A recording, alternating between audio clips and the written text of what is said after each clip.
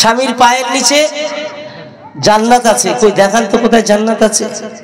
খালি বলে কই পা খুঁজে দেখেন দেন জান্নাত পাওয়া যায় কি? স্বামীর পায়ের নিচে জান্নাত, এই স্বামী। তাহলে আম্মা জানা আসিয়ার স্বামীর নাম ফেরাউন, পায়ের নিচে জান্নাত ছিল? জোরে বলে। ফেরাউনের পায়ের নিচে কি জান্নাত?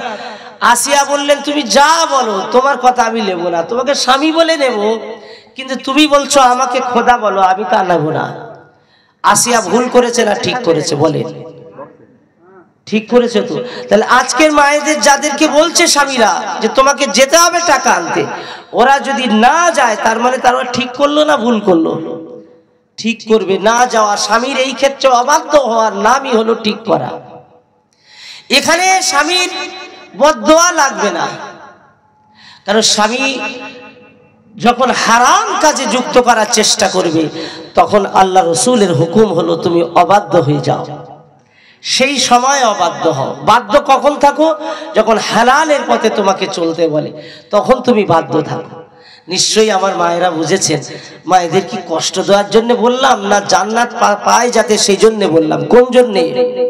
যাতে জান্নাতের অংশীদার হয়ে যায় সেই কারণে বলেছি। আম্মা যারা আসিয়ার মতো মা সেরকম হওয়ার যদি নিয়ত থাকে আমার মায়েদেরকে বলবো আপনারা এসে বসেছেন, হুজুর আসবেন, আমার পরেও আলেমরা আসবেন, জিজ্ঞাসা করে দেখবেন হুজুর আমরা যে হারাম কাজ করছি ঠিক করছি? আর সেজে গুজে লিপস্টিক পরে চোখে শর্মা টর্মা দিয়ে স্যারের সামনে গিয়ে বসেছি, স্যার যা টাকা দিয়েছিলেন আমি তো আদায় করছি ঠিকভাবে, আগামী মাসে শেষ হয়ে যাবে, 1.5 লাখ টাকা দিতে হবে, এরকম দাবি রাখে না অনেকেই? আপনাদের এই পাঙ্গসখালি হয়তো এরকম ঘটনা ঘটে না, তবে সব ও আল্লাহ এমন কোনো গ্রাম গেলাম না যেখানে বললনি যে নেই। আমি এইটা আসার আগে 2টো সভা করে এসেছি। কটা? আমতা খাটরা বুড়িপুকুর মাদ্রাসা থেকে ওইদিকে, ওখান থেকে আবার খোলাপোতা থেকে এখানে এসেছি। ভাই বলেছে 11:30 আসতে হবে, তো আমি 11:30 ঢুকেছি আলহামদুলিল্লাহ। তো ওখানে নেমেছি 10টা, এই খোলাপোতার ওপারে 10টা থেকে এখানে 11:30, মানে 1.5 ঘন্টা হয়তো নাকি 1.5 ঘন্টা 140 145 করে গাড়ি চলেছে। কি কষ্ট করে এসেছি বুঝেছেন না? আলহামদুলিল্লাহ। হ্যাঁ বললে বিশ্বাস হবে না, না চাপলি বিশ্বাস করানো যাবে না, চাপতে হবে। হাই রোড তো ফাঁকা, টেনে এসেছে ওইভাবে। আমার মাশাআল্লাহ সঙ্গী সাথীরা খুব চাঙ্গা আলহামদুলিল্লাহ। আমি যে এসেছি আপনাদের একটু জ্বালাবো, আপনারা সহ্য করবেন তো নাকি?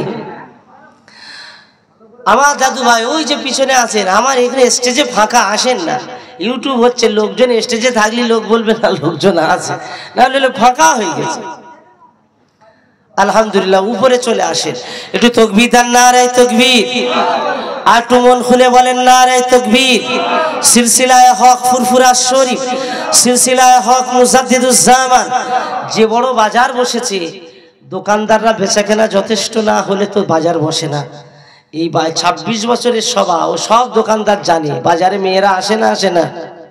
হ্যাঁ, যে বছর বাজারে মায়েরা না আসবে সেই বছর জানবেন আপনাদের সভা আল্লাহর দরবারে পুরোপুরি কবুল হয়ে গেছে।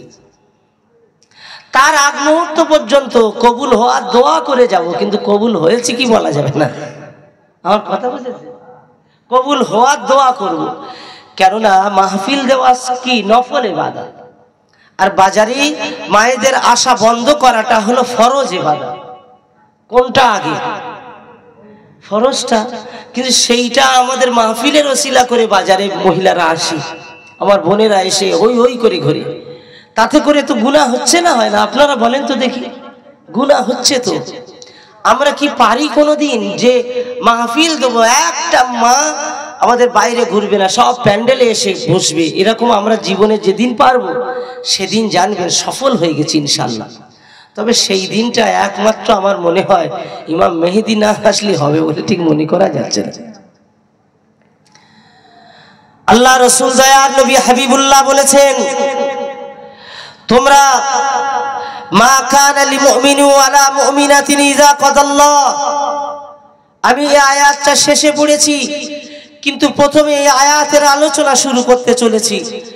আল্লাহ পাক বললেন, ঈমানদার যারা, মুমিন যারা হয়ে যায়, যারা আল্লাহকে বিশ্বাস করে, আল্লাহ এবং রসুলের হুকুম তারা অমান্য করে না, আল্লাহর ফায়সালা তারা মেনে নেয়।